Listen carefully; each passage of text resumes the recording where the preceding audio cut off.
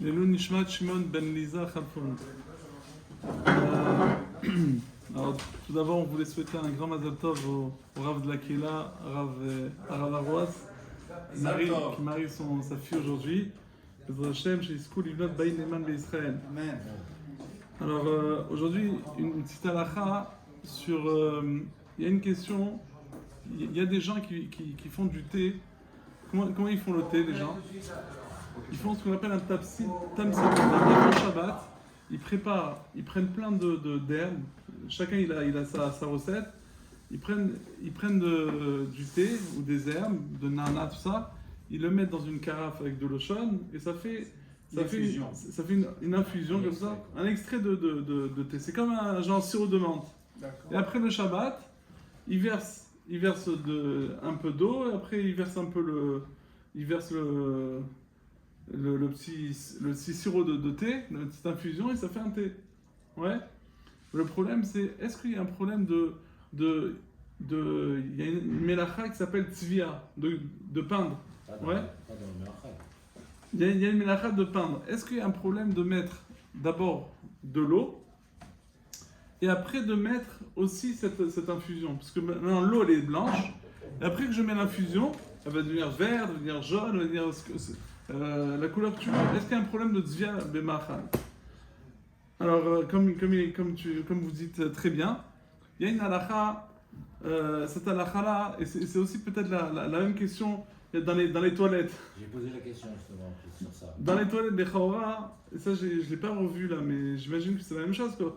Dans les toilettes, il y a Ça colore l'eau. il y a le savon, là, ça colore l'eau. Est-ce qu'il y a un problème?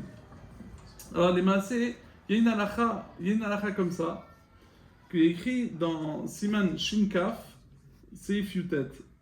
Liten karkom betavshin mutar. On a le droit de mettre du jaune dans un plat. Ve'en lachouch lo mishum tzovea. Il ne faut pas craindre de peur qu'il va peindre.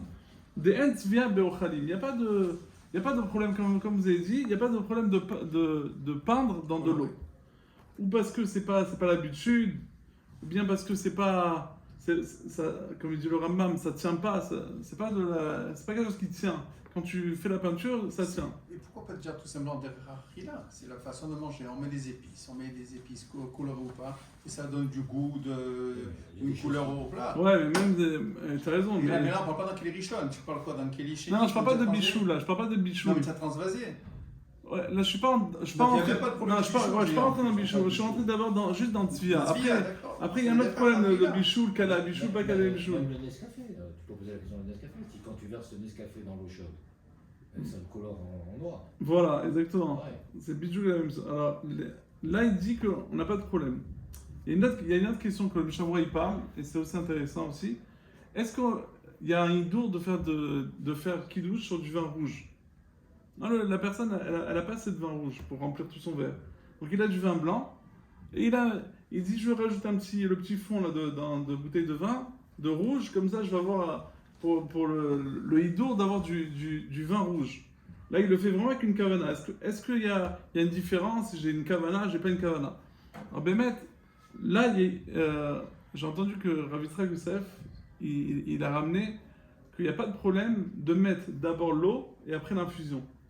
En vérité, les Ashkenazim, plusieurs, ils disent d'abord tu mets l'infusion, d'abord tu mets le tamsit, le concentré, et après tu mets l'eau. Ah, mais à la fin, tu vas me dire, oui, mais ça va être peint à la fin. Oui, c'est vrai qu'à la fin, ça va être peint, mais c'est pas de l'habitude. Quand tu mets la peinture d'abord et après l'eau, c'est moins grave que quand tu mets l'eau et la ploula se fait à l'envers, c'est moins un problème. C'est pas un problème. Alors il dit comme ça, il dit, il n'y a aucun problème de mettre d'abord l'eau, donc qui est blanche, et après l'infusion. Et il dit, et il continue, il dit, et aussi, il n'y a aucun problème aussi de mettre le vin rouge dans le vin blanc, et il n'y a pas de problème. Alors il dit qu'il y a un rave, il ne dit pas ce que le nom, il y a un rave qui est Zanifta, il a été très... Il a parlé très fort sur Rav Yosef et sur Rav Yitzhak Youssef. Comment on peut dire une chose pareille? Ma Kesher, biche lama dans l'infusion. Dans l'infusion, il ne le fait pas pour une intention de peindre. Lui, ce qu'il veut, c'est le thé. Après que maintenant l'eau, elle se colore, très bien, elle se colore, ça ne me dérange pas. Mais ici, il le fait vraiment une intention, il a envie le hidour du vin rouge. Donc il fait, c'est comme si il peint l'eau, alors Marrakech, comme ça il pose. Et il dit, lui, nous on n'a que Dat Maran. Maran dit que en Zvia Ba'ochlim. Il n'y a pas de Zvia Ba'ochlim. Et regardez la deuxième halakha. Yesh Mishomer, il y en a qui disent Shaochel Tutim o Sharperot Atzovim Tzarich Lizaer Shelo Iga Beyadav Tzvoot Bebgadav Bemapa. Mishum Tsever. Si il a mangé des fraises, il en a de partout. Donc ça peut arriver par exemple, un type il s'est coincé le doigt, il a du sang. Ouais.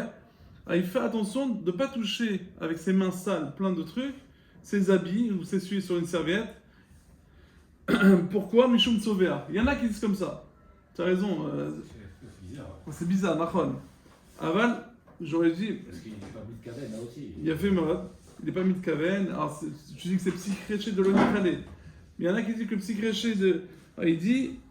Il y en a qui pensent dans Simon Chinutret que psychréché de l'onichalé, c'est aussi un problème. Voilà. Exactement. Exactement, Darban, Khazak. Donc, les massés, c'est pas si pas shoot. Aval, une sauver pito bemashke aperot, les ban d'enzva bochim. Il ramène le Mishavura, il dit, mais nous on pense que de toute façon c'est derrière l'ichlur. Il ne fait pas passe. Quand tu fais la peinture avec une intention, encore il y a un problème, mais là tu le fais vraiment pour t'essuyer les mains. Tu as les mains sales et tu t'essuies dans la serviette.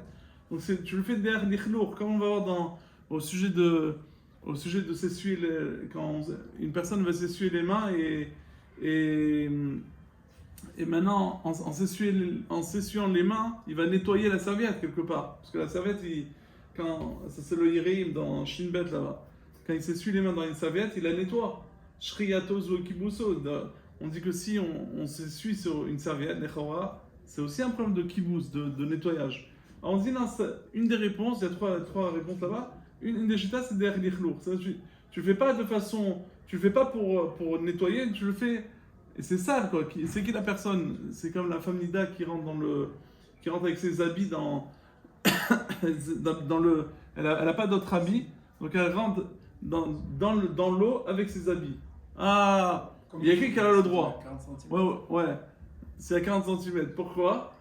Ah, mais maintenant, elle va automatiquement son habit va se nettoyer. Non, mais c'est qui la personne qui nettoie son habit de cette façon-là? Il n'y a pas de problème. Alors, Bekitsu, en deux mots, on reparlera de ça, mais c'est juste une petite préface. C'est que Bémet, donc il n'y a pas de problème. Comme ça, le Mishavra aussi, il dit que c'est permis de mettre du vin rouge sur du vin blanc. Comme ça, il dit Bechel mutar litan yain adom betor yain lavan. Même que tu le mets et tu peins, il n'y a pas de problème. Il te dit, mais Gamkan Misra Danarvé, mais il dit, le Nishmat Adam, lui dit que c'est mieux, il ramène un Nishmat Adam comme un Shavura qui dit qu'il faut mieux ne pas le faire ça. Comme ça, il ramène le Nishmat Adam. Et j'ai vu la Svara, il ramène que. Ouais. Bon, il faut voir il faut voir la raison. En tout cas, Ravitra Gustave dit il n'y a pas de problème ni de mettre d'abord de l'eau et après l'infusion. Tu peux faire ce que tu as envie, il n'y a pas de problème. Juste, il faut faire attention. Après, le problème, c'est de mettre si tu mets l'infusion et après mettre de l'eau, il y a un problème aussi de mettre de l'eau directement. Ça s'appelle Irouille Miklirishon. Si l'ustensile, il est klirishon, le mecham était sur le feu, donc il est klirishon. Quand tu verses sur les herbes, il y en a qui disent que les herbes s'appellent kalé abichoul, c'est des choses qui bien que c'est irouille, miklirishon, donc c'est marocain, c'est vachel ou pas. Tu les as fait cuire la veille, non? Tu ne prends pas des herbes fraîches. Donc ils sont déjà cuits quoi? Bah, elles sont cuites déjà. Si tu as déjà versé de l'eau chaude dessus la veille de Shabbat, ça y est, elles sont cuites. Ouais, mais tu reviens que pour le thé, on fait cette mois. On dit que même il faut. Mais parce que le thé n'est pas cuit. Il n'est pas cuit le thé? Ouais. Il y a Choliot que les herbes ils sont déjà cuites. Ça, il faut vérifier. Si les mettre sont. Ce concentré-là, tu l'obtiens quand tu le fais. J'ai compris. Alors peut-être que vous avez raison. Peut-être. En tous les cas, dans le cas où j'ai mis du nana. Ah oui. Et je vais mettre de l'eau chaude, ça c'est un problème. Comme l'histoire du thé, même le Chazonich il dit que il faut faire klish chichi et même Le top, c'est même dans le thé, on dit que c'est mieux de faire le tamsit, pas de mettre des sacs de thé, ou bien de faire au moins un klishishi, comme ça au moins on est sûr de ne pas se. Je voulais juste dire un petit truc sur la paracha. Il y avait, sur la paracha de la semaine dernière, on a parlé que Yitzhak, il y a écrit Vayaïtar Yitzhak. Yitzhak, il a renversé la prière comme une fourche. Comme une fourche, il a, Rachid dit, Eftirbo, Eftir, c'est-à-dire il a fait le lourd, quoi. Il a insisté, très bien, il a insisté, mais d'une façon que c'est pas l'habitude de faire. Ah, c'est quoi ce Inyan-là? Pourquoi il a besoin d'insister autant? Il sait bien que ça va venir, sa femme va tomber enceinte, un de ces quatre. Parce qu'il sait que toute la descendance, ça a été promis que ça va descendre de Yitzhak. Il savait ça, il n'a pas de safek. Sinon, il aurait demandé à Hachem. Sinon, il était impatient d'attendre ce moment quand est-ce qu'il y aura la fécondation. Mais ça va se passer, un de ces quatre. Qu'est-ce qu'il a besoin de renverser comme une fourche spéciale? Il a mis là. Alors, j'avais entendu un chat un peu, c'est un peu chassidi de l'homme que Bémet. On raconte une fois sur le Nazi, Ravolkin. Je vous ai dit que Ravolkin, il a raconté, quand ils sont allés à Menachem Otto, il a raconté, son élève, c'est le fils de l'avocat de Troscan. C'est un juif, c'était la chavouta un des plus grands avocats en Amérique, très très riche. Et c'était l'avocat de Troscan, et il étudiait chavouta tous les semaines avec Ravolkin. Et c'était le moment où il y avait Yom HaZikaron. Il attendait impatiemment de voir comment Ravolkin il allait réagir. Est-ce qu'il va se lever? Est-ce qu'il va s'arrêter? Est-ce qu'il va s'arrêter et faire des télim à la place? Ou bien, comment il va réagir? Il attendait l'heure, et c'était du coup le jour du Yom HaZikaron, il attend. Et puis Pitom arrive le moment de la sonnerie, et il regarde Ravolkin, Pitom, il voit avec des yeux de Ravolkin des larmes qui commencent à couler. Il lui dit, Makara, pourquoi tu pleures? Il dit, à 900 mètres, parce qu'il habite à Baïdegan, à 900 mètres de chez moi, donc c'est à Herzl, c'est le cimetière de tous les soldats, il y a des mamans qui sont en train de pleurer sur leurs enfants qui sont tombés malheureusement dans les attentats, dans toutes les sortes de galères et des accidents. Et donc là, ils sont en train de pleurer. Comment moi, je veux pas pleurer et pas être ému de cette chose-là? Ça, c'était la réaction de Ravolkin. Alors Ravolkin, lui, on sait qu'il a grandi, il est né à Shanghai. C'est-à-dire qu'ils sont sauvés. La Yeshiva de Mir, elle s'est sauvée.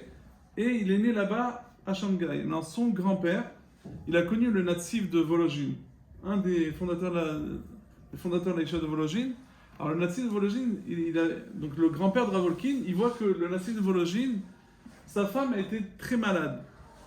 Et donc le Natsif de Volojin, il était assis dans la salle, dans la pièce d'à côté, et il était en train de faire des Teilim. À un moment, il appelle la Chevra Kadisha, il leur dit, voilà, regardez, combien ça coûte le kever, combien ça coûte les tachichim, combien ça coûte l'endroit où on fait les spétimes, combien ça coûte le camion, le transfert, tout, les chaises, la maison pour louer.